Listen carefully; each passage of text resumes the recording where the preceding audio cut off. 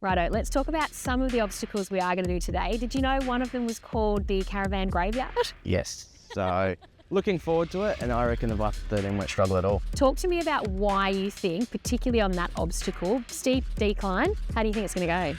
Yeah, so obviously being a shorter van to what a lot of people have brought up here, I reckon it's going to be able to get into some of those tighter tracks and obviously a bit easier to navigate around. Ethan, I feel like you've got a competitive spirit and you've been sort of like looking around at the competition. You've already positioned yourself, as you said, slightly shorter. You think it's going to go all right? Yes. Righto. Well, as you can see, I had a chat with him there. He honestly didn't even seem nervous, Macca. What do you think is going through his brain right now? I just think he's back at another day in the bush in his mind, out with his mates, having a four-wheel drive, having a bit of fun, but at the same time doing the big job for the family business and the family care patrol that he is backing 100%. Now, Macca, in a situation like this, what would be the advantage of having a slightly lighter vehicle behind? Because it really is lighter than some of the other vans we've seen go through. Considerably, and it's also narrower, it's shorter, it's also a little bit lower in some ways, so this being a hybrid, this thing has got lots and lots of benefits, particularly on the way out of the graveyard. Looking like a pretty fast descent out there, mate. How's it feel? Yeah, it's nice and stable and keeping all sturdy, so looking forward to sending it up. Looking forward to sending it up, and like I said, that's where he's going to get the benefit of that shorter, lighter, tougher little unit, and he should be, as he is, rolling out of there, touch a wheel spin. He needed to carry a bit more, didn't he? Yeah, very timid on the way out there, and it has not served him. How you going there?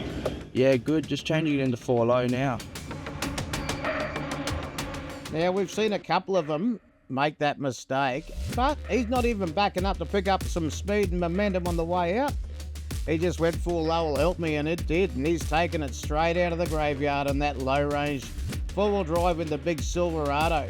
And that's got to be the benefit of having that lighter, slightly smaller, shorter, lower vehicle, doesn't it, Macca? You don't have to back it up to get the traction. You can just cruise on up.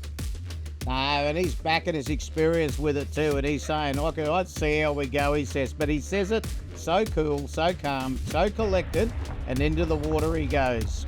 Now, I don't know if you noticed, in the middle of the centre console there, Ethan's got a couple of coffees. They're going to get a bit of a spill as we head into the abyss after this water.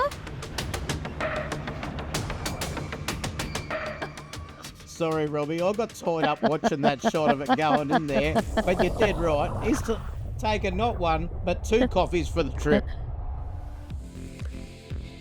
Ethan, talk us through what went through your mind as you went through the Vantec at Caravan Graveyard. Yeah, so it's obviously a bit steep coming down, then coming back up.